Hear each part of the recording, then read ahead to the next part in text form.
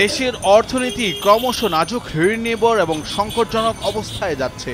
অর্থনীতিবিদরা বলছেন, পরিস্থিতি মোকাবেলার জন্য সরকার বিভিন্ন ধরনের উদ্যোগ গ্রহণ করেছে বটে, তবে এখন পর্যন্ত কোনো আশার আলো দেখা যায়নি।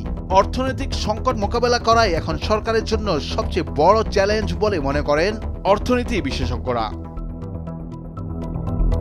সরকারের পক্ষ থেকে অর্থনৈতিক সংকটের কথা অস্বীকার করা হচ্ছে না, বরং অর্থনীতিতে 7টি বিপদ সংকেতকে সরকারের পক্ষ থেকে চিহ্নিত করা হয়েছে। আর এই বিপদ থেকে উদ্ধারের জন্য অর্থ মন্ত্রণালয় কাজ করছে বলেও সরকারের পক্ষ থেকে বলা হচ্ছে।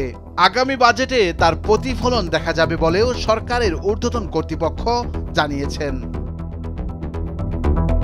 অর্থনীতির যে 7টি বিপদ সংকেত মোটা দাগে লক্ষ্য করা যাচ্ছে সেগুলো হলো: 1 নম্বর, ব্যাংকিং খাতে অনিয়ম। ব্যাংকিং খাতে একটি বিশৃঙ্খল অবস্থা তৈরি হচ্ছে। সাধারণ জনগণ আস্থা হারাচ্ছে ব্যাংকিং খাতে। বিশেষ করে ব্যাংক একীভূত করার কৌশলটি নিয়ে বিভিন্ন রকমের প্রশ্ন উঠেছে। ঋণ খেলাপিদের বিরুদ্ধে কি ধরনের ব্যবস্থা গ্রহণ করা হবে সেটা নিয়েও কথা উঠছে এবং খেলাপিদের বিরুদ্ধে দ্রুত ব্যবস্থা গ্রহণের তাগিদ দেওয়া হচ্ছে।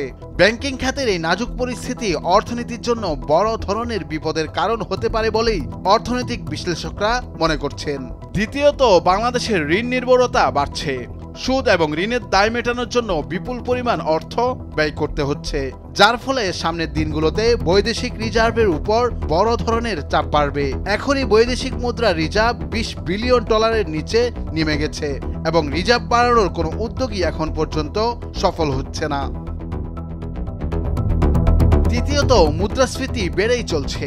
গত 1 বছরে গড় মুদ্রাস্ফীতি 10-এর কাছাকাছি। এর ফলে জিনিসপত্রের দাম সীমাহীনভাবে বাড়ছে। সাধারণ মানুষের ক্রয় ক্ষমতার বাইরে চলে গেছে এবং এর ফলে জন অসন্তোষ তৈরি হচ্ছে।